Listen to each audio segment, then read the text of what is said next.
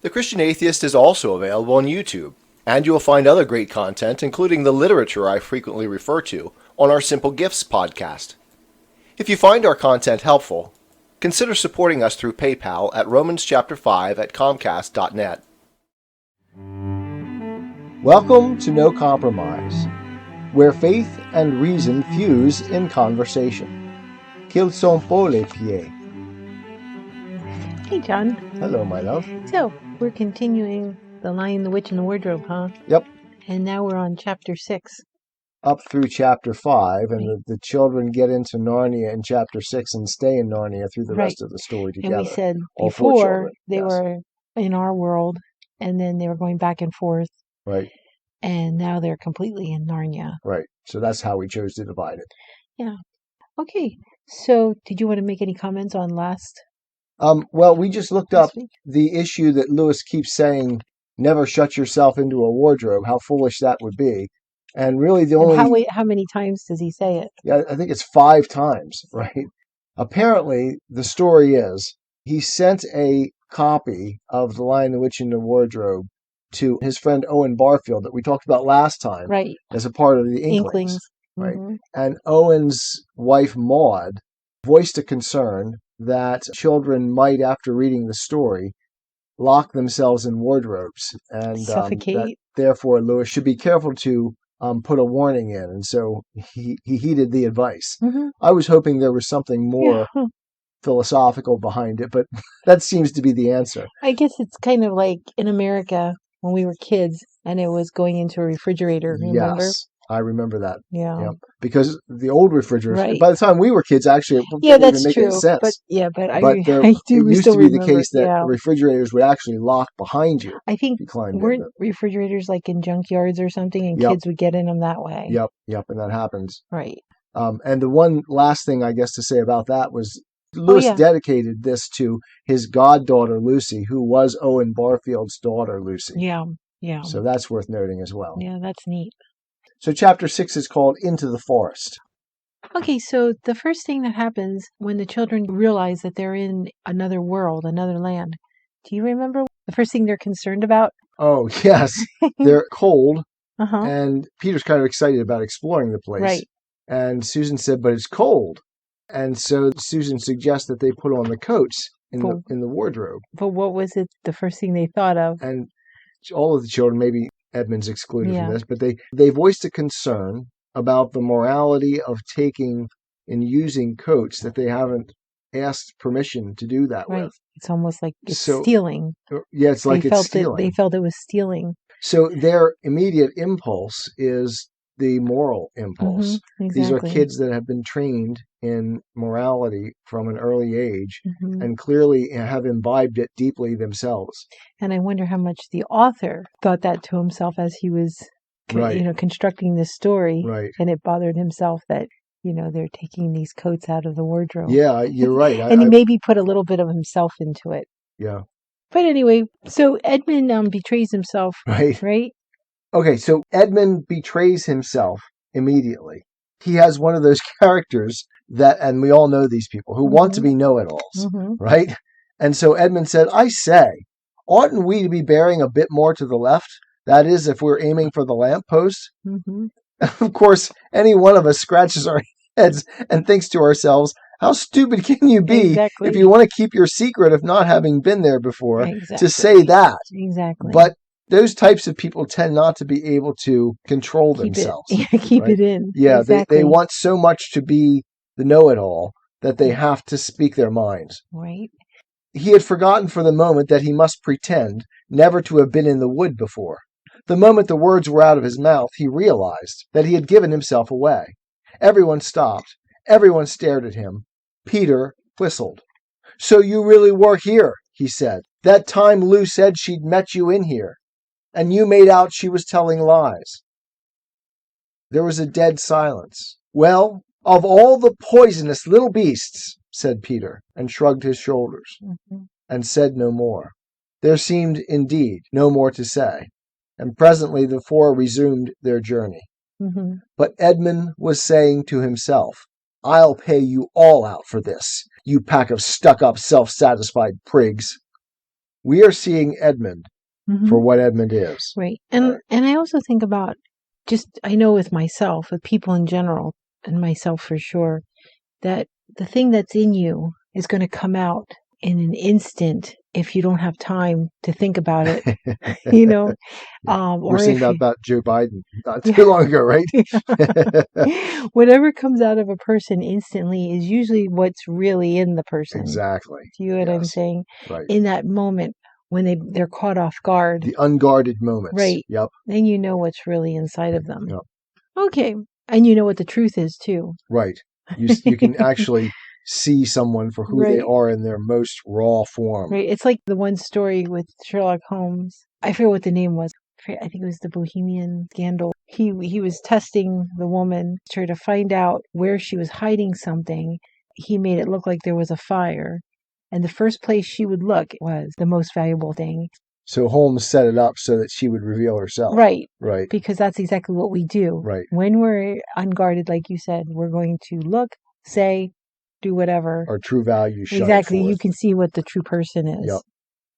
And that's always good when you're It's dealing. actually allied to the lesson I've told repeatedly Mhm. in the Christian Atheist, Mhm. that, as Socrates said, if you want to understand what people really think, watch what they do rather Right. than listen to what they say. Right. Yeah. Or allow them to get their guard down when you're Yes. talking to them. The more you allow them to get Or their get them drunk. yeah, the more you allow them to get their guard down, Yep. the more you'll get to observe Right. who The they really truth. are. Yep. Yeah. So the children go towards Tumnus's house because that's what Lucy wants to go to see the fawn. Right. Yeah, Lucy has developed a friendship with Tumnus. What about going to see Mr. Tumnus, said Lucy. He's the nice fawn I told you about. Everyone agreed to this, and off they went. And this is an important part. Yep. So they go to Mr. Tumnus's cave, Mm-hmm. but a terrible surprise awaited Awaits them. them. The door had been wrenched off its hinges and broken to bits. Inside, the cave was dark and cold, and had the damp feel and smell of a place that had not been lived in for several days. Snow had drifted in from the doorway and was heaped on the floor, mixed with something black, which turned out to be the charred sticks and ashes from the fire. Someone had apparently flung it about the room, and then stamped it out. The crockery lay smashed on the floor, and the picture of the fawn's father had been slashed into shreds with a knife. Yeah, there's a lot in this part. I think this is like this section, the next couple chapters that we're going to do today. I think this is probably the most. Yeah, I think this is like an incredibly critical moment, Mm-hmm, because we've got to compare this to like what happened in the previous chapter, because we found there, and I think we set it up there pretty well. Mm-hmm. The hearth fire is the heart of any traditional home. Right. And once you destroy the fire, you've essentially destroyed the home. Exactly. And this is something that Jadis or any totalitarian structure would seek to do. Right. And certainly what the Marxists, the leftists in our country are seeking to do, to destroy the traditional home. Exactly. And in here, there's a couple of things you want to point out. The Right. fire is out. The fire is out. Scattered around. Right. And so it wasn't just enough to put the fire out. They wanted to scatter it about too. And his father's picture. I want you to comment on all three. Okay. So you just commented on the fire being out. Right. What's the significance of the fire being scattered around? Yeah, so they scatter the fire about to show that unifying thing. And I said last week, I think oftentimes in the home, this is the mother's position. Mm-hmm. She is the burning heart of the home. Mm-hmm. She's the one who keeps everybody together, keeps everybody warm, watches for everyone's well-being, takes care of all of the needs of the house, is attuned to all things that we men miss. We can be incredibly stupid and incredibly oblivious. Yes, that's your favorite word for me. Oblivious, utterly unaware of everything that's happening around us. But you are happily oblivious. Well, I guess there's different kinds of oblivious. Yes, happily and contentedly oblivious.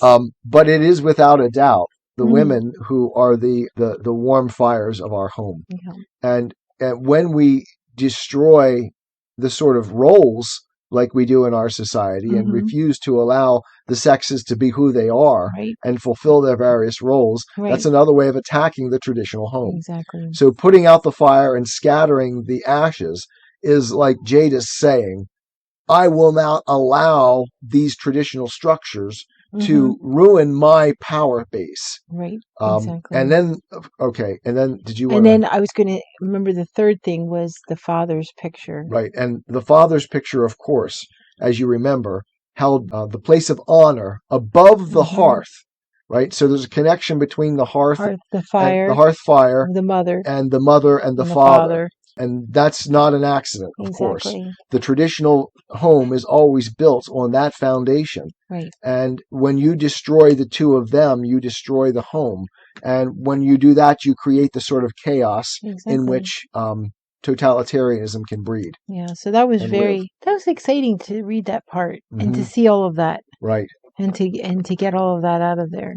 Okay. So they realize that something had happened. Right. And Lucy says that they can't leave because there's a letter there Right. There's a note. from the wolf. Right. So it says, they all went out in the daylight and crowded round Peter as he read out the following words to the note that was pinned to Tumnus's door. The former occupant of these premises, the Faun Tumnus, is under arrest and awaiting his trial on a charge of high treason against Her Imperial Majesty Jadis, Queen of Narnia, also of comforting her said Majesty's enemies, harboring spies, and fraternizing with humans. Mhm. Signed, Maugrim, Captain of the Secret Police. Long live the Queen. Very good. And so Lucy, I think the children are kind of oblivious to it. Was almost like, oh, that's too bad for him. And Lucy had to say, do you realize that this child, this person, this human, that's me that they're talking about? Yes, It's my fraternizing fault. with humans. And she So- takes the blame on herself, Right. but it's not her fault at all. And that's an amazing thing because Mhm. Tumnus was going to betray her. She's Mhm. fully aware of that. Mhm. And yet she takes upon herself, because he's become her friend, the position of caretaker, that she has a responsibility to help him Exactly. for the problems that Exactly. he's gotten himself into. Yep. And it was his fault because he's the one that chose to be Right. the kidnapper. Right. You know, he's the one that chose to go against his father, his mother, his Right. and And- Honor and Narnia, Aslan. Right. Okay. All right. So that's the end of chapter 6, and then we move to chapter 7, and this is when the children meet up with the Beavers, Mr. and Mrs. Beaver. So they talk through the end of chapter 6 about staying or leaving, and they all conclude, of course, Edmund would be in the dissent. And Susan Mhm. also seemed a little bit of a dissent. Yeah. But Susan is always kind of yes, Susan is because always she kind was of the never marginal one. yeah, she never was fully on board Right. with anything. And then we know spoiler alert, Yeah, spoiler alert. that Susan ends up not coming to Right. the final reunion right, in the last battle, right, which doesn't exclude her totally. She's still alive Yeah. on Earth at the time. right. But, yeah, But she's the one that turned away. boy, and I understand that. Exactly. And so they think that they have to stay in Narnia, that they're morally compelled to do so, Right. to try to do something for To poor help Mr. Tumnus. Mr. Tumnus, right. Right. And So now they don't know what they're going to do, where Right. they're going to go, and then a bird gets their attention and points them over to Mr. Beaver, Mr. Beaver. who's hiding, Right. and he's trying to hide because the trees. He doesn't know who to trust, Right. so he's trying to somehow get their attention so he can get them to come back to his beaver's dam. Right. And they're not sure, do they follow this beaver or not, because they have no idea who's good and who's bad in this world. They know there's a witch. They know Right. the witch has taken Lucy's friend who saved Lucy. Right. You know, they know there's evil in this world. So how do they know what's good and what's bad now? Right. In a And this, completely new world. we noted here that there's an important element of faith Mhm. in this moment, Right. because they don't know what to do, and the best that they can do at this point is look around them, listen, try to feel with their intuition Mhm. what's good and what's bad, Right. and try to do the right thing. Right. You know what? And so, should we trust the beaver or not trust the beaver? They take the leap of, it's kind of a leap of faith, but it's not really a leap. It kind of reminds me of the evident and faith. It kind of reminds me of what the Christian Atheist says. Yes, we've been talking quite a bit about this on the Christian Atheist in recent days.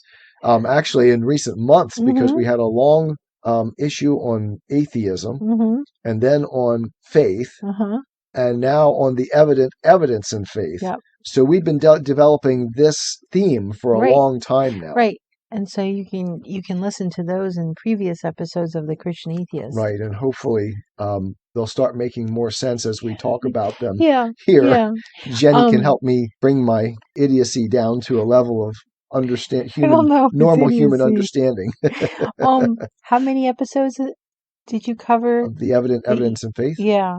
That is, I think, 4. Okay, I couldn't remember if it was 4 or 5. Yeah, and then we just did Uncle Andrew and the evidence and faith, right? Which is kind of an example of what I'm talking about in that practical 4-part application. Series. Yep. Okay, so now they go follow Mr. Beaver to his dam, right? And that's where they meet Mrs. Beaver. She's preparing dinner.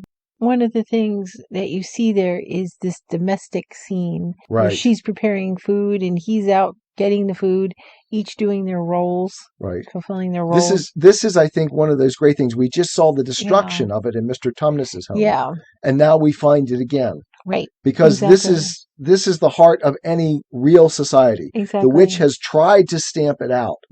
But human beings are human beings. And we fall into human patterns. Exactly. And therefore, even in a totalitarian world, it's hard to really destroy all of these things that are based on basic human nature. Yep.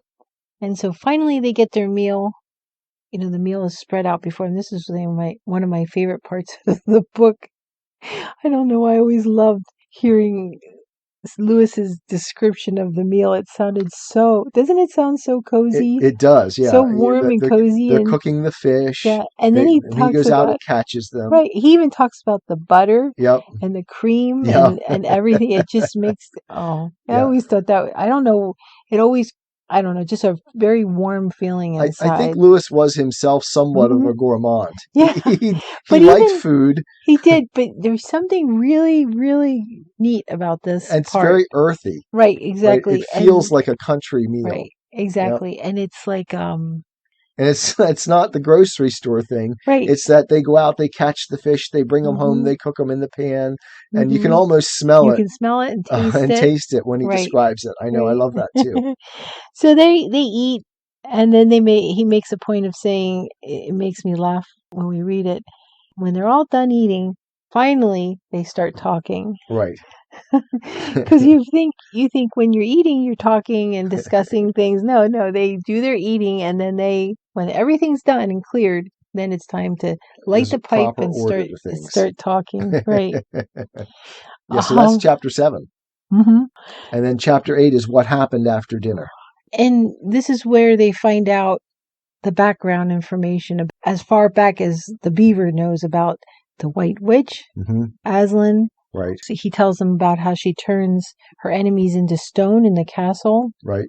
And they also find out at this point that there's nothing that they can do, that they're going to have to rely on Aslan now. Right. They're going to have to go find Aslan. Right. Or meet Aslan. Yeah, it's like a warning from Mr. Beaver. I know you're concerned about Tumnus, but if you really want to help him, the only way to help him is to go to Aslan. Right. And so you want to read? Couldn't we have some stratagem, said Peter. I mean, couldn't we dress up as something or pretend to be peddlers or anything and watch till the witch has gone out? Or, hang it all, there must be some way. This fawn saved my sister at his own risk, Mr. Beaver. We can't just leave him to have that done to him. So again, the morality of the children is shown there and their loyalty to Lucy's friend. I mean, the rest have never even met him. Exactly. But her word is enough. Right. And they're willing to lay, their lives on the line to try to save him. Before they weren't sure about Lucy. Right. Before they got into this world. Yeah.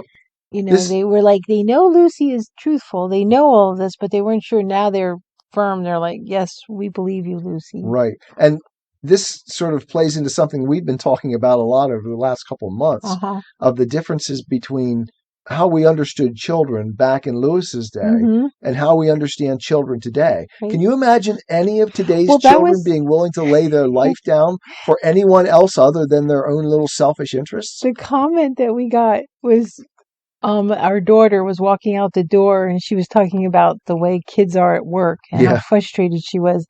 And she said, the kids in the Chronicles of Narnia, they seem so adult-like, and we just found out that they were only 8, 10, what was it, 8, 10, 12, and 14, right? Yeah, something like that. Yeah.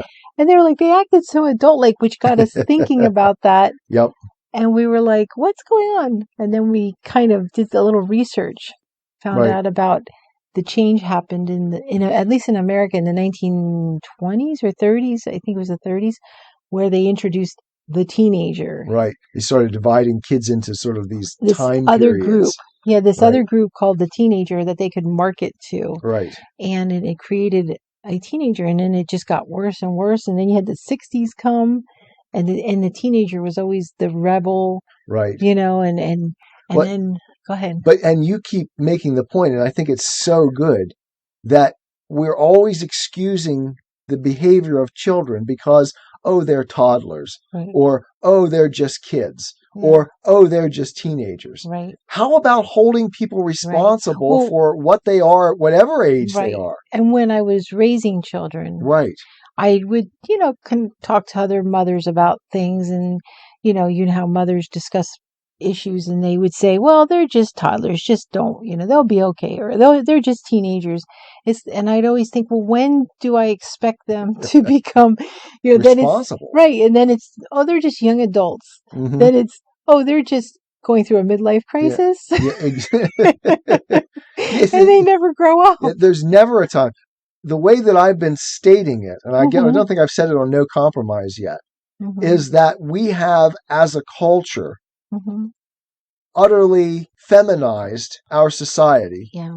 and Yeah, I infantilized was gonna our say population. infantilized too. We've turned everybody into children, Right. and we allow them to get away with things that, as a child, I was never Yeah. allowed to be gotten away with. Right. And it's, I guess we were relics of an earlier Yeah, we were. generation's viewpoints. But think about C.S. Lewis and But these, yeah. and I was saying to you that each author through time, when they describe children in their stories, it's the way the children are at that time. So Right. Lewis was portraying teenagers the way, Right. well, preteens and teens were at his time, Mhm. just like Dickens portrayed teens and preteens at his time. Yeah. And then you look at the way teens and preteens are portrayed in our time. It's Very like something has changed, and I Deeply.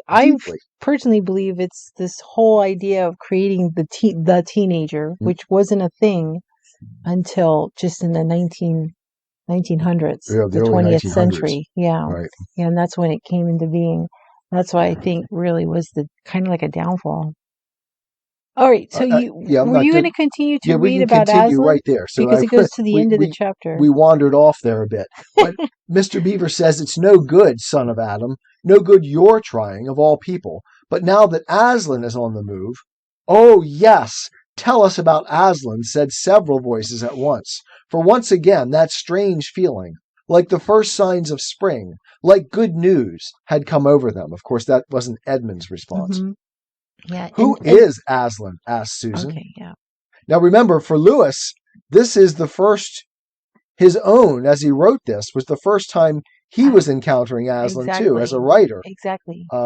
So Aslan, said Mr. Beaver, why, don't you know? He's the king. He's the lord of the whole wood. But not often here, you understand. Never in my time, or my father's time. But the word has reached us that he has come back. He is in Narnia at this moment. He'll settle the White Queen all right. It is he, not you, that will save Mr. Tumnus. She won't turn him into stone too, said Edmund. This is when Edmund gets really upset. Lord love you, son of Adam, what a simple thing to say, answered Mr. Beaver with a great laugh. Turn him into stone? If she can stand on her 2 feet and look him in the face, it'll be the most she can do, and more than I expect of her. No, no, he'll put all to rights, as it says in an old rhyme in these parts. Wrong will be right when Aslan comes in sight. And I think of Isaiah, is it 5? Where it says, woe to those who take darkness for light and Right. evil for good. Right. Wrong will be right when Aslan comes in sight. At the sound of his roar, sorrows will be no more. When he bares his teeth, winter meets its death. And when he shakes his mane, we shall have spring again. You'll understand when you see him. That's when Edmund exited. Right. So soon after that, we Right. find that Edmund has Yeah, exited. he didn't like to be talked to like that. Right. Offended. Right. Which is another of those issues, right? Taking offense Right. at everything is something our culture cherishes at a level almost inconceivable. Exactly. Right? It's like being offended is now a badge of honor. Right. Um, Exactly. Okay, so that's the end of the chapter, right? we have to continue on because there's some stuff here that we can't leave out. All right, go ahead. But shall we see him? Asked Susan. Why, daughter of Eve, that's what I brought you here for. I'm to lead you to where you shall meet him, said Mr. Beaver. Is he a man? Asked Lucy. Aslan a man, said Mr. Beaver sternly. Certainly not. I tell you he is the king of the wood, and the son of the great emperor beyond the sea. Don't you know who is the king of beasts? Aslan is a lion. The great lion. Ooh, said Susan. I thought he was a man. Is he quite safe? I shall feel rather nervous about meeting a lion. And this is one of my favorite moments in all of the Chronicles of Narnia. And this is, I think, the most famous moments. That you will, dearie, and no mistake, said Mrs. Beaver. If there's anyone who can appear before Aslan without their knees knocking, they're either braver than most or just silly. Then he isn't safe, said Lucy. Safe, said Mr. Beaver. Don't you hear what Mrs. Beaver tells you? Who said anything about safe? Course he isn't safe, but he's good. He's the king, I tell you. And I want to note that I did not cry at all when I said that. I was watching. I was checking to see if you were going to cry. This is one of our pet peeves. The gentle Jesus, meek and mild thing. Right. It's like, no, what Jesus are you reading about? Yes, exactly. Jesus was a man, and he was a man's man, and he was not nice. Right. He was kind, and he was ferocious. Right. It's exactly as Mr. Beaver says. He's good. Is he safe? No. Don't look for safe from Jesus. Right. The woman at the well. Right. He told her straight out. I know. You've had 4 husbands, and the one you're living with now is not your husband. He told her, no, I shouldn't say told her straight. He told her the truth. Right. That's what that. And the truth is not safe. And I was going to say, and the truth is not kind. Mm-hmm. And that's what the issue is today. Kindness. I'm longing to see him, said Peter, even if I do feel frightened when it comes to the point. And this is actually also a moment, I think, in the evidence and faith, because when you encounter God, and I think that's the only way, you can't argue for God's existence. Right. You have to encounter God. That's the only way to do it. Right. There is no making an argument and finding God that way. And I'm not saying the arguments for God are useless. They may have some validity and some value. But you're never going to convince anyone rationally to believe in God. Right, exactly. They have to encounter him. And mixed in that encounter has to be both. It has to be the notion of him being good and him being terrifying. Exactly. Because both are aspects of who he really is. Right. And you can't encounter God in a lie. You have to face the truth of it. Exactly. That's right, son of Adam, said Mr. Beaver, bringing his paw down on the table with a crash that made all the cups and saucers rattle. And so you shall. Word has been sent that you are to meet him tomorrow if you can at the stone table. And that's how it ends. When Adam's flesh and Adam's bones sits at Cair Paravel enthroned, the evil time will be over and done. Okay, so the chapter ends, and now the next chapter, I think, well, we both think that it's a important chapter, just as much as the Tumnus's cave. Right. And the chapter really ends with noting that Edmund's gone. Right. right? And discussing, oh no, when did he leave? What did he Yeah, hear? that's right. And Mr. Beaver saying, oh, children, I hate to say it, but I saw in his eyes the look of one who has eaten of the queen's food. Right. Right? Exactly. And that sense, we saw someone testifying in Congress Yeah. just 2 weeks ago or so. Exactly. And we said, look at her eyes. Yeah. She has like There's possessed well, eyes. I said she looks like somebody when they're blind and they can't see. Yes. And they're completely.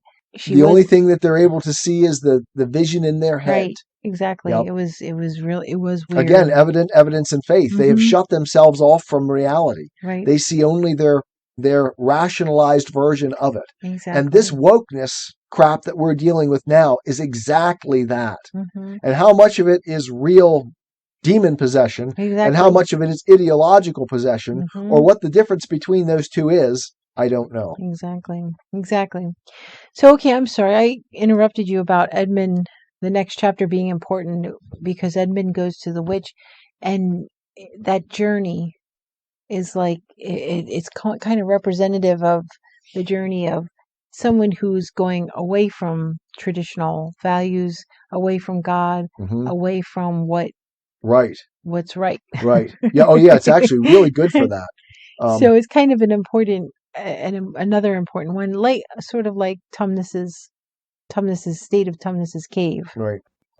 All right. So Edmund is on his way, and he's feeling cold. He's feeling wet. He's feeling hungry. And what's he hungry for? Yeah, he's hungry. Even though he just ate. He just had a normal meal, a really good traditional meal that both of us like our mouths Yeah. water when we read it.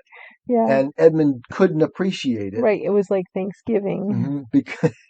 Because he's had the enchanted food. Oh yeah, is it the enchanted food? Yeah, Edmund can't enjoy the good food because he's tasted enchanted food. Right. And this is much like what we talked about with Diggory and the witch when she took the apple and forever after would loathe the smell of them. Right. And the taste of illicit fruit.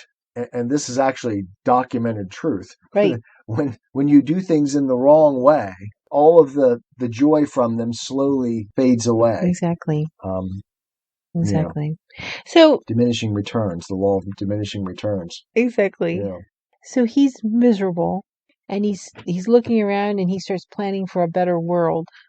How he would make the world a better place. Yeah. One of Edmund's great comforts as he heads to the witch and endures his misery through the cold because he left his jacket behind and he's wet and he's miserable. But one of the things that comforts him as he goes along is his plans for how he's going to correct the world. Right. And this is the great Marxist vision. Right. Better roads. Right. We're going to create better roads. He's going to have better roads. Right. And he plans for how his palace is going to look. Right. And how. Right. So it's always the utopia at the end of things. Right. That the Marxists hold on to, that the atheists hold on to.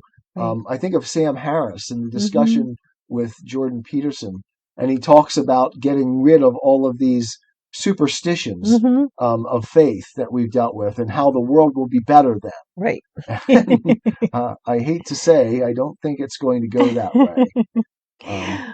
Every time it's been tried, it hasn't worked. Yeah, every time it has been tried, it hasn't worked so well. And he's also planning his revenge, too. And that's another thing that tends to... Oh, and we're reading a book right now by Czeslaw Miłosz.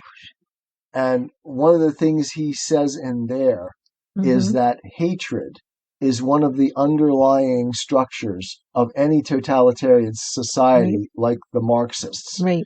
And that what they have to do to institute it, to bring it to be, is to stoke the hatred, stoke the resentment in the population. And you see that happening all over the place. And that's the structure on which the society is built. And certainly Edmund is manifesting that. He talks about how he's going to pay Peter out and the rest of them too. And what have they done to him? Right. It's been Edmund all along who's been the aggressor. Exactly. And the violator. Exactly. So as he's planning his revenge, that's when the weather actually clears up. Yes. It starts to, the snow actually stops snowing. Yep. And it's The almost moon as if, comes out right, and lights his path. and he can see. Right. And that is And sort of like he's committed now. when we read this time, I stopped and I said to you, that's one of the moments of clarity Mm-hmm. that I had that was very similar to that when I became an atheist. Mm-hmm. It's like I've turned aside from all of these superstitions that I felt were superstitions at the time. And I had a moment of clarity and I said, wow, now I'm free to do what I like, what I want, what I think is the Mm-hmm. right thing to do. Mm-hmm. And for Christians, if you don't recognize Yeah. that there is clarity Yep. in atheism, you're missing the boat, because Mm-hmm. there is. There is great intellectual clarity and a sense of freedom Mm-hmm. that comes with it. It's like I'm free from all of those obligations Right. that are put upon me. You don't recognize the chains that you are now forging in doing this. As he's heading toward the Queen, he feels free. Right. And he Right. feels committed, right? This is the moment when he says, I'm done. I've finally cut the cords and I'm committed to following this pathway where it takes me. Mm-hmm. And there's great clarity, excitement even in Yeah. that moment. Yeah. Yeah. So the way is still difficult for him, though. Yep. Even though he's free now. Yep. And he continues to blame Peter. That was his biggest thing, is he keeps Yes. blaming Peter. And now at this point he gets to the Queen's castle. It's too late for him to turn back. Yep. And when he gets to the castle, what does he find? Does he find life? One of the first things that he finds in the Queen's castle, this place where supposedly the world is going to be renewed for him, right, is stillness, is death. And quietness. Yes, and, absolute stillness, right. Absolute quietness. Right. Although everything is pretty well lit with the moon, but there is like a deathly silence all around him.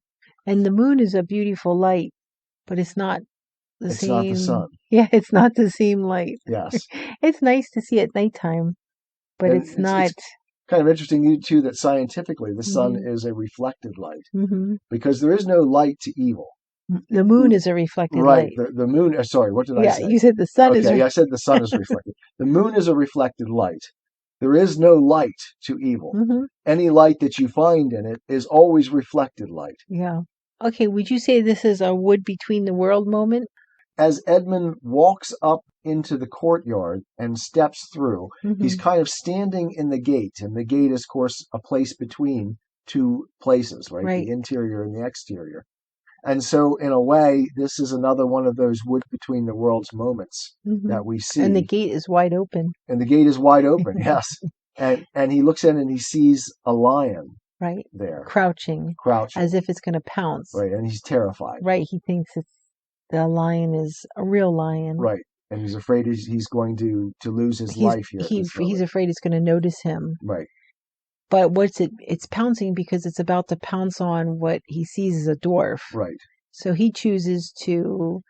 He says to himself... Slink down and... Right. He says to himself, I'll wait until the lion pounces, and then that'll be my moment to run into the courtyard and run to the Queen. Right. So we see here cowardice. Right. And him sacrificing another for himself. Right. Sacrificing another in an evil way, right, to get myself out of something, almost like Aslan sacrificed himself for Edmund in the opposite direction. But for love. Yeah, and also you see that. I mean, that's a great contrast. I in many ways that's the contrast to draw. But there's also the contrast between Edmund and his view of this dwarf, and how Lucy, Peter, and Susan deal with Mr. Tumnus. Right. They're willing to sacrifice themselves for Mr. Tumnus. And Edmund thinks only of Edmund, just like Uncle Andrew. Right. But then Edmund discovers that the lion, the dwarf, everything, they're all stone. And there's snow piling up on them. Right. Right. And then he feels silly. First he feels silly that it was just a stone lion. Just a stone lion. Then he has relief. Right. Or maybe relief and then silly. And then he feels freedom. Right. A sense of freedom. And then and that sense of freedom is really important. Right, because the fear of God now has been reduced to stone. Right. So the lion because at this point I'm sorry.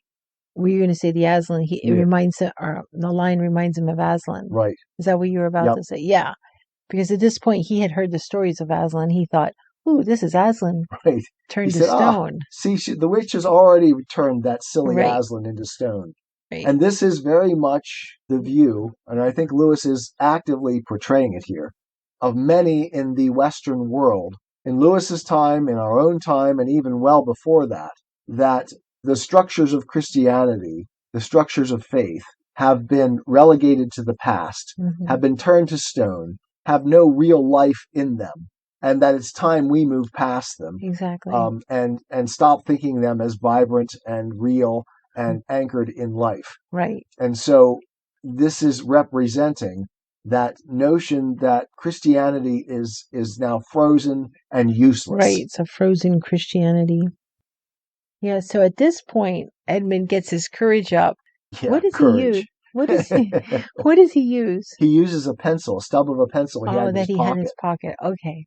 And he jeers at Aslan. Mhm. He draws, and it just reminds me of my childhood when we used to do that on magazines and stuff Right. all the time. I guess kids don't get that joy today anymore because we don't There's have no magazines catalogs. like that anymore. Yeah. But we used to do that as kids on magazines all the time, Or draw on- glasses on them and mustaches. in the Sears catalog. Right, in the Sears catalog. The old one, not the new one, the old one. And so, But yeah, he those who jeer at those who, I mean, this stone lion is almost like a representative of Aslan, right, and just like those who are in the profession of pastor, whatever, they're representatives of God.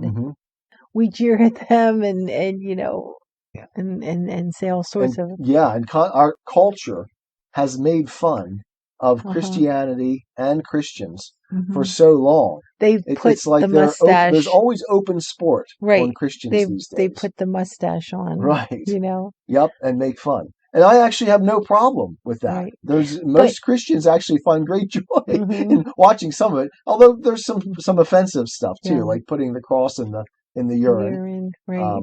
What happened to Edmund after he did it? The relief which Edmund felt was so great that in spite of the cold, he suddenly got warm all over, right down to his toes. I thought that's a good thing. Exactly. He finds out that the lion is frozen. So he feels so good right down to his toes. And I felt moments like that as an atheist. It's like I don't have to follow all of these structures and these things. I can ignore all of them because it's not true. And at the same time, there came into his head what seemed a perfectly lovely idea. Probably, he thought, this is the great lion Aslan that they were all talking about. She's caught him already and turned him into stone. So that's the end of all their fine ideas about him. Pooh! Who's afraid of Aslan? And he stood there gloating over the stone lion. And presently he did something very silly and childish. He took a stump of lead pencil out of his pocket and scribbled a mustache on the lion's upper lip, and then a pair of spectacles on its eyes. Then he said, "Yah, silly old Aslan, how do you like being stone? You thought yourself mighty fine, didn't you?" But in spite of the scribbles on it, the face of the great stone beast still looked so terrible and sad and noble, staring up in the moonlight, that Edmund didn't really get any fun out of jeering at it. He turned away and began to cross the courtyard. And I love that moment because it's like, I like that too. Wait a second, you had best look carefully at this Christianity that you are jeering at and making fun of, which is exactly what happened to Christ before he went to the cross. Exactly. Because the noble ideas that are in it, the philosophy and structure of the Western world that are built upon it, is not something to jeer at. It's something to celebrate. And I don't care if you're secular, if non-religious, or whatever. That is a noble and amazing story to understand. And to see it for the truth that it is to fall down and worship, I think. Right. So at this point, he does get to speak with the witch. You know, she's like, "Why didn't you bring your brothers?" Right. So she's your brother and furious sisters, with him, yeah, and not the kind person that she seemed at the end of their last meeting. Right. Right. Which is exactly what we expect. Right. And then she demands that he brings them, and then he mentions Aslan, and then she blows up. Right. by the end of this chapter, she decides to take her sledge, take Edmund, go to the Stone table, and catch them before they get there. and send her wolves to the beavers' dam. Right. And that's to kill the other children. Right. So she covers all her bases. Right. And I guess she decides not to kill Edmund because at this point he's more valuable as a bargaining piece. Right, exactly. So now we get to chapter 10 and we start to see the spell is beginning to break, her winter spell. Right. And this is another one of my favorite moments. Yeah, Lewis takes us back to the beavers' dam. There we're back to domesticity. Domesticity, yes. The traditional home. Yep. Again. And we see the sex roles dividing again. Exactly. And we see Mrs. Beaver with her practicality, making everything in such a way, or putting to get things together in such a way as to make everyone comfortable as possible on the difficult trip to the stone table. Right. So she packs food. She's smart. I think about this. You do that all the time. Right. When we go away, you're so good at getting everything ready and packed. And I think about, all through my life, even before I was a Christian, we talked about this recently about I never wanted to be a man or to do a job of a man. I have no desire to do the man's job. Yeah. I enjoy doing the woman's job. Yeah. What the stereotype woman's job is. It just brings me joy and happiness. Just like you doing your job brings you joy and happiness. So it's like, just let me be a woman. Yeah. You know? Yeah, and you keep saying Elizabeth Elliot was one. Right, Elizabeth Elliot is the one. Right. She was one of my heroes early on in my Christian life. Yeah. So, yeah, I love everybody's trying to rush Mrs. Beaver, and Mrs. Beaver refuses to be rushed. Right. She has reasoned it out. She's the Time Lord. Exactly. We often call Jenny our Time Lord because she always knows exactly when to leave to get to where we're going. She has it all mapped out. How long it's going to take. And she knows exactly, everything that's coming up and how to organize them in the right order. So I see Jenny so much in Mrs. Beaver here. But then you are the one that loosens things up a little bit. With what? You loosen up all the rigidness. Oh. We got to do things that, we got to get things done this way. But you take us on the scenic route by accident, obliviously take us on the scenic route. You mean when I turn right when we're supposed to go left? Yeah. And it's like, you know what? This isn't so bad. This was kind of enjoyable. I've seen something I haven't seen. Yeah, but you're nice enough to actually interpret it that way instead of calling me the idiot that I am. You are not an idiot in any way. Okay, so at the Beaver's Dam, they prepare to go. Yep. To Aslan's table.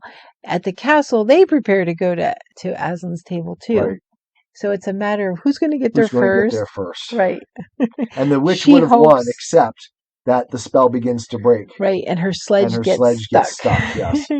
I was just going to say that the children and Mr. and Mrs. Beaver travel until they can travel no farther. Right. I was going to say the exact same thing, and they go to sleep. Rest at a sleeping spot. Right. And apparently hand around a bottle of liquor. Right. And the thing is, Put everybody to sleep. Yeah, Mrs. Beaver had everything she needed in order for them to have the most comfortable sleep possible. Right. Which is what I always felt my job was. Yep. And I enjoyed it. Yep, and you're good at it. Okay. They awaken to a noise and they're frightened because they wonder if it's the witch, and then they find out it is Father Christmas. Right. Because one of the big points that they make from Tumnus through the Beavers is that the White Witch for the last 100 years has made it always winter and never Christmas. Right. So she's kept Father Christmas out. And Father Christmas comes back, and that's one of the greatest signs that the witch's power is fading. Right. And Father Christmas gives the beavers and the children gifts. But it's not the kind of gifts that we're accustomed to giving to our children. Yes. This is another one of those great moments that I loved as a kid. Yeah. Come on, cried Mr. Beaver, who was almost dancing with delight. Come and see. This is a nasty knock for the witch. It looks as if her power is already crumbling. What do you mean, Mr. Beaver? Panted Peter as they all scrambled up the steep bank of the valley together. Didn't I tell you, answered Mr. Beaver, that she'd made it always winter and never Christmas? Didn't I tell you? Well, just come and see. And then they were at the top and did see. It was a sledge, and it was reindeer with bells on their harness. But they were far bigger than the witch's reindeer, and they were not white, but brown.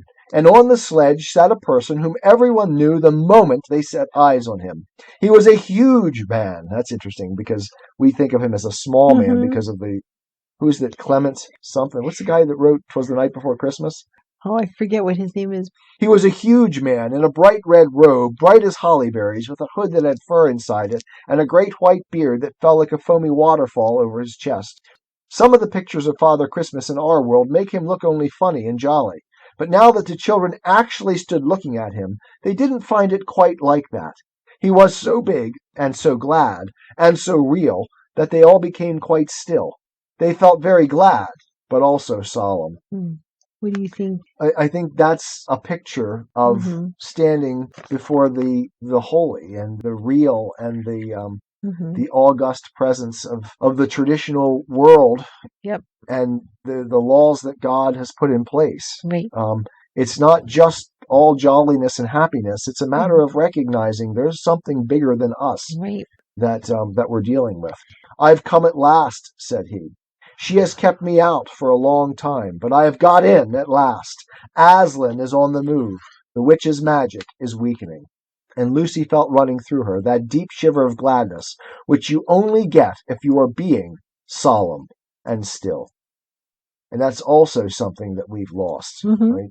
I know with your kids, you managed to actually keep them, but it seems like they don't even try anymore to keep kids solemn and still, ever. Exactly. It's like, oh, they're just kids. Let them run. Let them. And okay, there's a place for that. But there's nothing wrong with forcing kids into a disciplined stance before things that are solemn and serious. Right. "And now," said Father Christmas, "for your presents. There is a new and better sewing machine for you, Mrs. Beaver." She was worried about her sewing machine, afraid the witch was going to take it and mess with it. "I will drop it in your house as I pass. As for you, Mr. Beaver, when you get home you will find your dam finished and mended, and all the leaks stopped, and the new sluice gates fitted."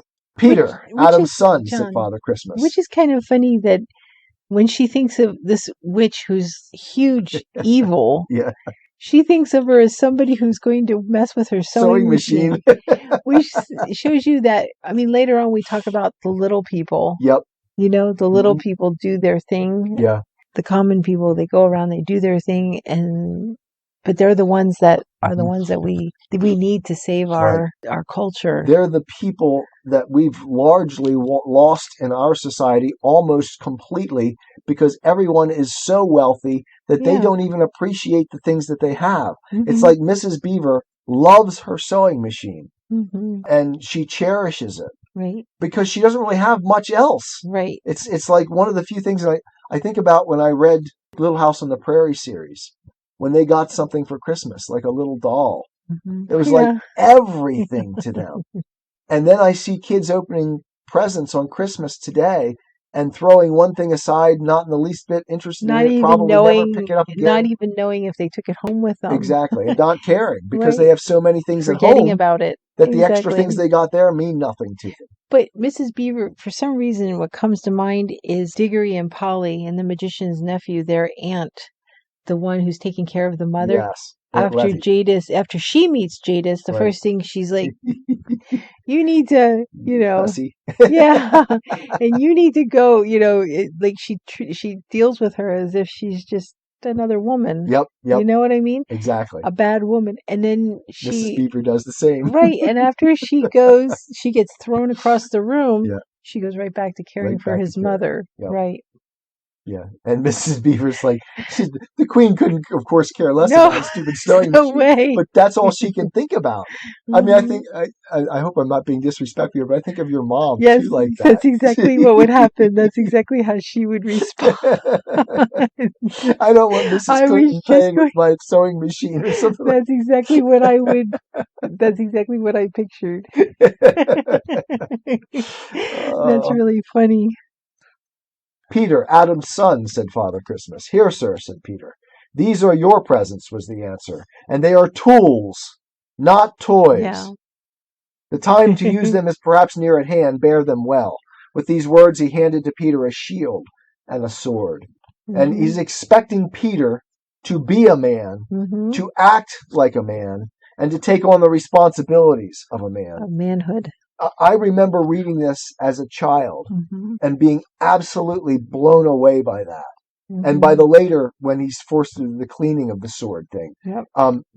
As a kid, it was like, wow. Yeah, and he's so old and so mature that he's only He's what, 13 or 14? 14, yeah. Right. But Aslan treats him, Right. this is Father Christmas here, but Aslan does a little later Right. too. And this is one of those things that we've been talking about all through this. Children are expected to be responsible. Right. And we don't excuse them here Yeah. as just being children. Right. We don't expect them one day to switch. Right. Day by day, week by week, month by month. You're constantly expecting a little Right. bit more, a little bit more, a little bit more, Right. so that they can become adults. Yeah. The childhood that I grew up in, Mm-hmm. my dad did that for me. And it was Exactly. one of the greatest gifts ever. Right. And my brothers would say the same, I think. Right. That Right. that dad expecting us to be responsible, to work, Right. and carry our load with cheerfulness. Mhm. I mean, I guess he, in one way, didn't care if it was cheerful or not. He just Right. expected you to do what you were told. Yeah, just as long as there was no complaining Yeah, and as long as there's no grumbling. complaining, because you don't want to Yeah, hear do that all either. things without murmurings and disputings. Yes. So yeah, the way we treat children and the way we should be treating children is quite a bit different, Right. I think, now. Right. Susan, Eve's daughter, said Father Christmas, these are for you. And he handed her a bow and a quiver full of arrows and a little ivory horn. And then we both noted this. He says it to both Lucy and Susan. You must use the bow only in great need, he said, for I do not mean you to fight in the battle. Mhm. It does not easily miss. And when you put this horn to your lips and blow it, then wherever you are, I think help of some kind will come to you. Last of all, he said, Lucy, Eve's daughter. And Lucy came forward. He gave her a little bottle of what looked like glass, but people said afterwards that it was made of diamond, and a small dagger. In this bottle, he said, there is a cordial made of the juice of one of the fire flowers that grow in the mountains of the sun. If you or any of your friends is hurt, a few drops of this will restore them. And the dagger is to defend yourself at great need. For you also are not to be in battle. So before we get to the next thing, Mm-hmm. Lucy is given the healing thing, Mm-hmm. and that's another of the traditional roles for women. Mm-hmm. Female And role. both Lucy and Susan, they're not meant They're to be told. in battle. Right. And Lucy asks the question, which all of feminism would have screamed at the moment. Right. What do you mean we can't be in battle? Sorry, I'm getting in trouble, folks, for that one. Why, sir, said Lucy. I don't know, but I think I could be brave enough. Mm-hmm. That's not the issue. Right. Right. Women are brave enough. Women are, in many ways, superior to men in a lot of ways. Mm-hmm. But bravery isn't the point. Right. And that's what he says. Right. And they're women. That's not the point, he said. Right. But battles are ugly when Mhm. women fight. Yeah. And that's all he says. Mm-hmm. But that's not a small point. Exactly. And it's something, it's a wisdom of the ages Exactly. that we have put behind us Mhm. in the present world, and it has not made the world better. Right. Okay. So that chapter ends. Peter had just drawn his sword out of its sheath and was showing it to Mr. Beaver. He's just like, guys, right, we're going to check out all the new tools. And when Mrs. Beaver said, now then, don't stand there till the tea's got cold, just like men. Come and help to carry the tray down, and we'll have breakfast. What a mercy I thought of bringing the bread knife. So, yes.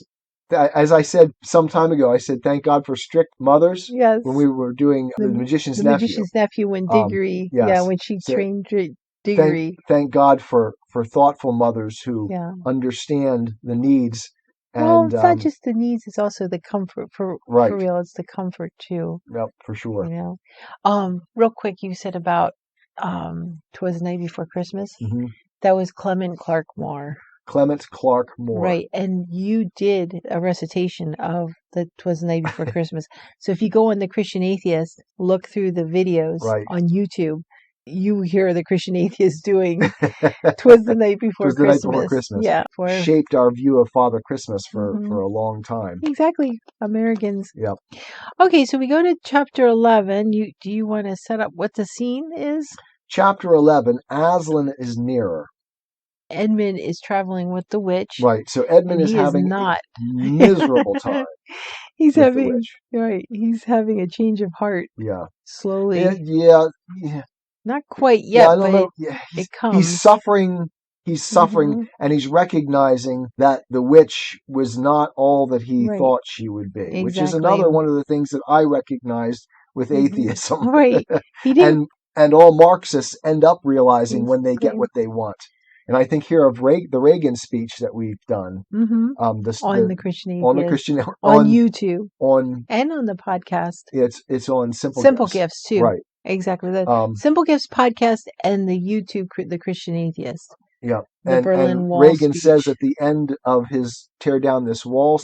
speech about those who are protesting that if they got the government that they were apparently seeking, no one would be able to do what they're doing ever again. Right. And that's exactly the point. Right. Sometimes when you get what you want, Mhm. you find out that what you want was not only wrong, but evil and bad, not just for you, but for everyone else. Others. And that's what happens with Edmund. With Edmund, he comes and he also realizes he's not getting what he wanted. He wanted Turkish delight, and she Yes. gave him bread and water. and then demanded that he eat it as well. Right, exactly. And he realizes at this point, I mean, he had put his hope and his faith Right. in Hope and faith, and that's important. Yep. Yeah, and he had put it in all of this, and now it's starting to crumble, and he realizes he betrayed his siblings. Yep. He realizes he's still cold and miserable, and he realizes that she lied to him. Yep. Right. Right. And that perhaps he's starting to recognize that he lied to himself. Right. And then the big moment comes when the witch encounters the creatures that had just had a visit from Father Christmas. Father Christmas had prepared them a table with all the fixings, and they were enjoying their meal, and she comes pulling up. Right. And then at last the witch said, "What have we here? Stop!" And they did. How Edmund hoped she was going to say something about breakfast, but she had stopped for quite a different reason. A little way off at the foot of a tree sat a merry party. A squirrel and his wife, with their children and 2 satyrs and a dwarf and an old dog fox, all on stools round a table. Edmund couldn't quite see what they were eating, but it smelled lovely, and there seemed to be decorations of holly, and he wasn't at all sure that he didn't see something like a plum pudding. At the very moment when the sledge stopped, "What is the meaning of this?" asked the witch queen. Nobody answered. "Speak, vermin," she said again. "Or do you want my dwarf to find you a tongue with his whip? What is the meaning of all this gluttony, this waste, this self-indulgence? Where did you get all these things?" All of the goodness. Mm-hmm. Satan hates the goodness that God gives us. And it's all called waste. Yes, waste and gluttony. And it's not. Mm-hmm. Right? Weird Those views. who call evil good and good evil. Yes. These were good things, and God means us to enjoy all the good of the world. Exactly. He just tells us there's a right way to do it and a wrong way. Basically, in moderation. Right. In moderation. And in other things, there are very strict rules, like with sex, within marriage. And if you do it within those strictures, then everything is as it should be. Right. I'd like to say it's always good from that point on, but I guess we have other ways of ruining things too, even when we do things right sometimes, we human beings. There's always sin mixed in with everything. Yeah. Right. So it's a shame how we've ruined that. Mm-hmm. Certainly for some of us, it just keeps getting better and better. Oh, John. I love your smile. "Please, your majesty," said the fox, "we were given them. And if I might make so bold as to drink your majesty's very good health." "Who gave them to you?" said the witch. "Father Christmas," stammered the fox. "What?" roared the witch, springing from the sledge and taking a few strides nearer to the terrified animals. "He has not been here. He cannot have been here. How dare you?" But no, say you have been lying, and you shall even now be forgiven. So that hatred of all that is good, she cannot stand that anyone would be enjoying anything Mm-hmm. because she enjoys nothing. Right. And that spitefulness, that Mm-hmm. resentment, It's kind of the spirit of the age right it is now. the spirit of the age right now. And it is the spirit of Yeah. I'm not going to say what I usually do with the left. I'm going to Yeah. say it is the spirit of the Hegelian. I was gonna say, you always say Hegelian. Yes. So you are gonna say what you always say. It is the spirit of the Hegelian totalitarian spirit Mhm. that has overtaken Right. our culture. Right. And we so seldom recognize the resentment that underlies so Mhm. much of what is done in our world. Mm-hmm. I thought we were gonna get It's pervasive. I thought we were gonna get through this without one Mentioning mention of Hegel. Never. Well, at least we can hashtag him now. Now that we mentioned him. At that moment, one of the young squirrels lost its head completely. He has, it squeaked, beating its little spoon on the table. This is another of those moments that is meant to be as poignant Yeah. as when he lies Okay. about having been to Narnia with her. It's a betrayal. Mm-hmm. But this is the betrayal back to its original source. Right. This is the witch herself doing it. Right. And when Edmund sees it, Mm-hmm. this is a final turning point for Edmund. Exactly. Edmund saw the witch bite her lips so that a drop of blood appeared on her white cheek. Then she raised her wand. "Oh, don't, please don't," shouted Edmund. Really love that moment when Edmund rises up and sees and recognizes what she is. You need a tissue? No, I'm okay. But even while he was shouting, she had waved her hand, and instantly where the merry party had been, there were only statues of creatures, seated round a stone table. No wonder the stone table is reminiscent of the greater stone table, because here we have another sacrifice, on which there were stone plates and a stone plum pudding. "As for you," said the witch, giving Edmund a stunning blow on the face as she remounted the sledge. "Let that teach you to ask favor for spies and traitors. Drive on." Yeah, this is the first moment in the book, since we were introduced to Edmund, that he feels sorry for somebody other than himself. Yep. Yeah. And they say that go ahead. Were you going to read the rest? You might as well just read that Yep, section. he looks it seems back. so pitiful. Okay. Yeah. And Edmund, for the first time in this story, felt sorry for someone besides himself. It seemed so pitiful to think of those little stone figures sitting there all the silent days and all the dark nights, year after year, till the moss grew on them, and at last even their faces crumbled away. Right. And this is what the witch does. She brings death and destruction and unhappiness. Right. And if you think of it in light of, say, like the atheist, there has to be a moment when they look at something innocent, harmless, and all, a lot of times they'll say, why would God, if there's a God, why would he be so cruel to do this or that? There has to be a moment when they realize that the universe is utterly indifferent. Yeah, like when they come to a point where they realize that. Because if you don't believe in God, then where does value come from? Right. This is one of my fundamental things in evidence and faith. Exactly. Because if you're not going to believe in the ultimate good, then you've got a problem. Because where does all of the good in the universe come from? Because human beings cannot exist without valuing things. Value comes with consciousness. And if you believe in the good of the universe, as it says in Genesis, right? God saw, and it's interesting phrasing, God saw that all that he had created was good.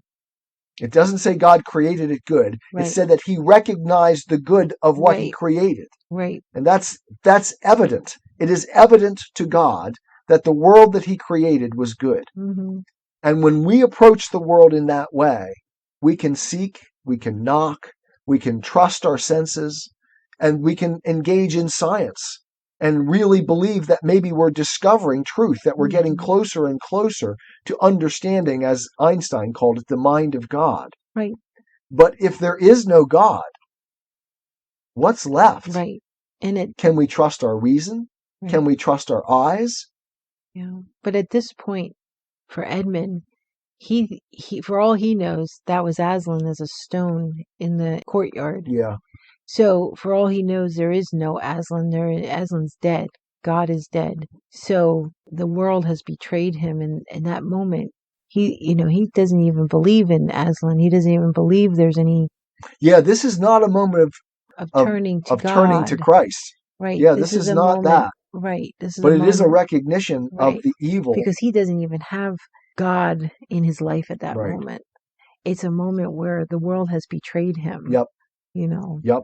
And he sees the witch as a betrayer of not right. only himself, but of everything. Right. Exactly. Yeah. When you that is a critical moment.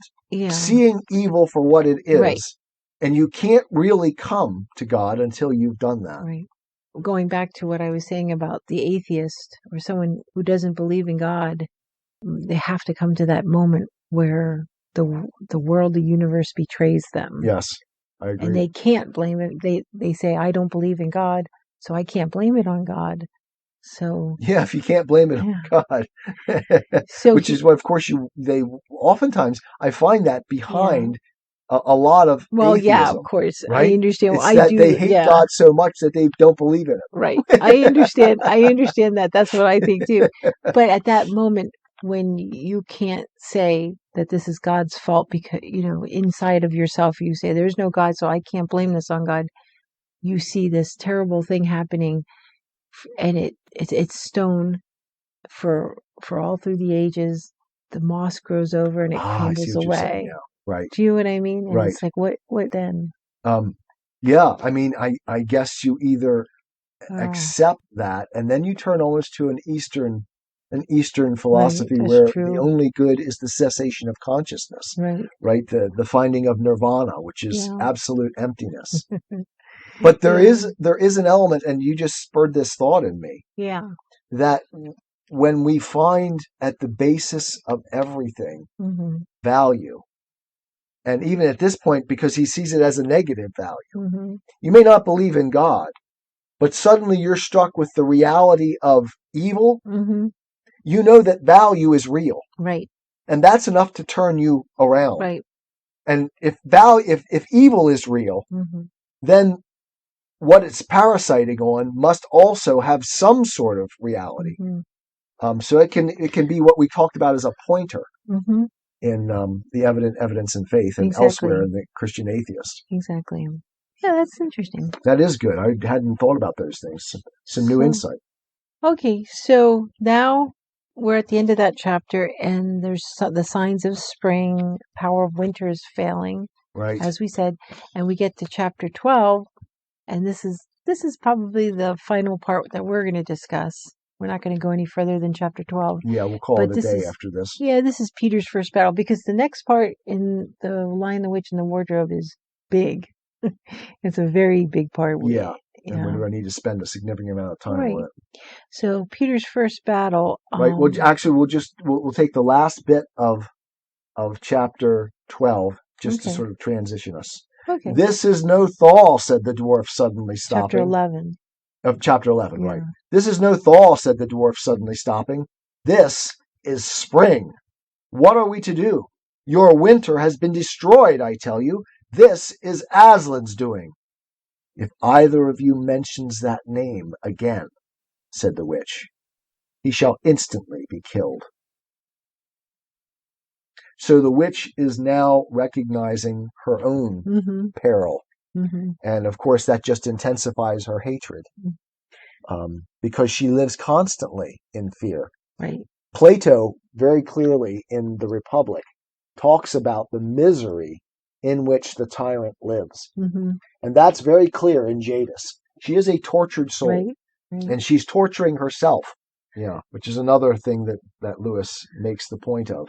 You mean sort of like the backstories of all the evil evil characters in Disney. Yes, yes. Oh my gosh, this is one of the things that absolutely kidding with drives you. me insane in our modern world. The idea that all of the evil characters that we've experienced through Our our childhood. childhood were just misunderstood good people. Oh, Well, anyway, don't get you started on yeah, that. let's not go there. Okay, so we have the children get to the stone table first. The witch sends her wolves racing towards them. They meet Aslan. Right, the kids meet Aslan. Mhm. We probably should kind of hurry through this part because Right. we're getting to We're the getting end of our low. time. And Peter takes up responsibility. Right. And Peter goes forward. Peter goes forward and says, "We have come, Aslan." And this, of course, is our first meeting with Aslan, too, if we're reading in publication order. Right. "Welcome, Peter, son of Adam," said Aslan. "Welcome, Susan and Lucy, daughters of Eve. Welcome, he-beaver and she-beaver." His voice was deep and rich and somehow took the fidgets out of them. "But where is the fourth?" asked And a Aslan. lot of time when raising kids, you don't need to hear the information. You know already what they did. You just want to hear it from them. Yes. And then And for those of you who don't know, Jenny raised 7 kids, so she's had lots of experience. you can find out their character and how they respond to those questions. Those questions, right. Then you know what you have to work on in the future.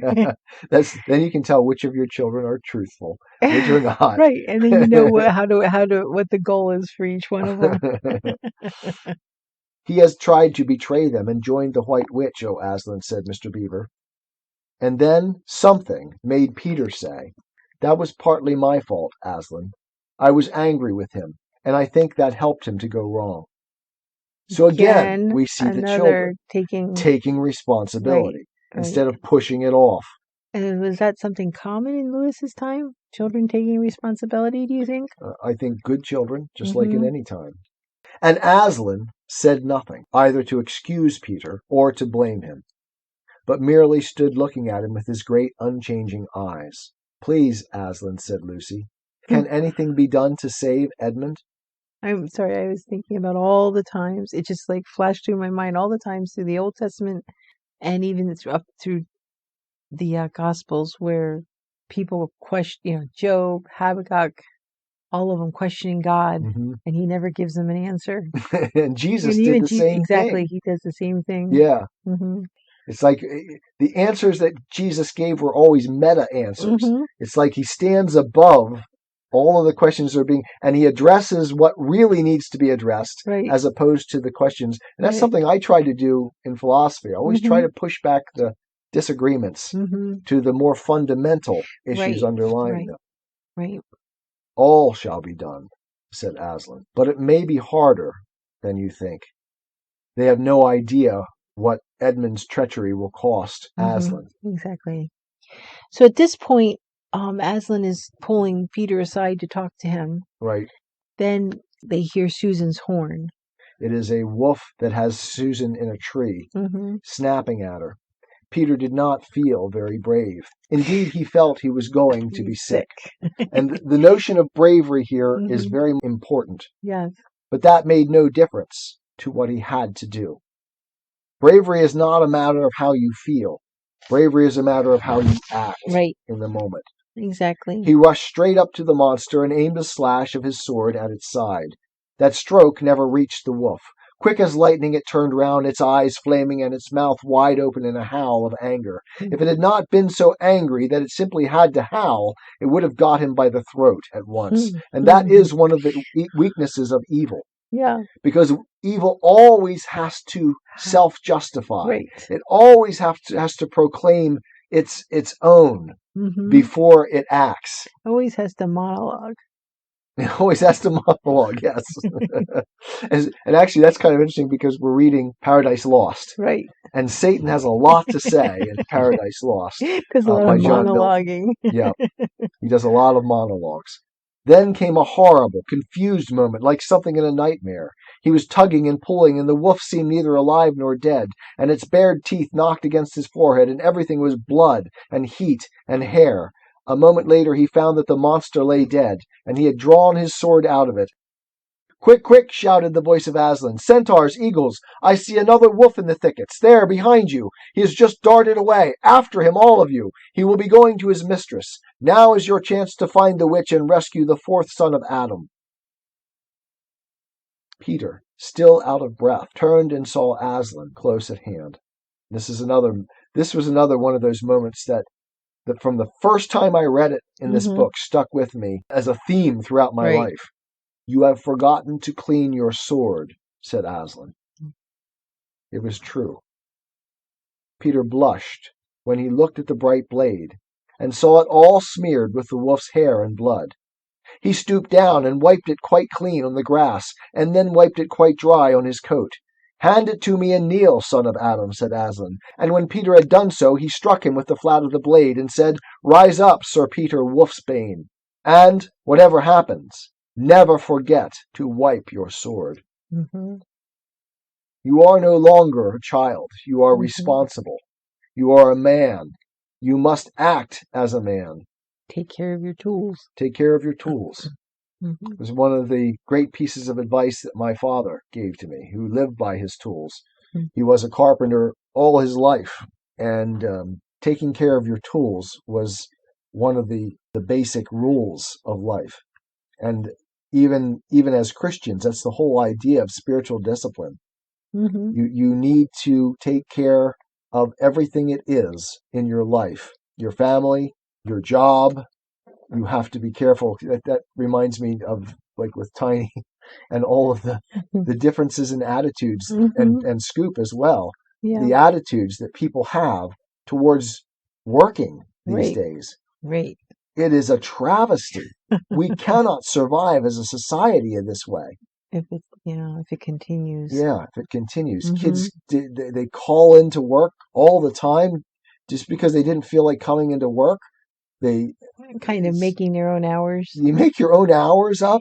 And Rebecca, Becky too. Yeah, Rebecca. Yeah. She's a business owner. Right. She owns a business and they can't find good help. Right. It's like impossible. Right. And they raise the wages over and over again because people are expecting these huge wages. Right. I think she said they tripled their wages. And yet they're doing less work than they've ever done. And they're certainly not responsible about the work that they actually do. Exactly. Nobody takes pride in work anymore. And I can't help see that mirrored in the sword here.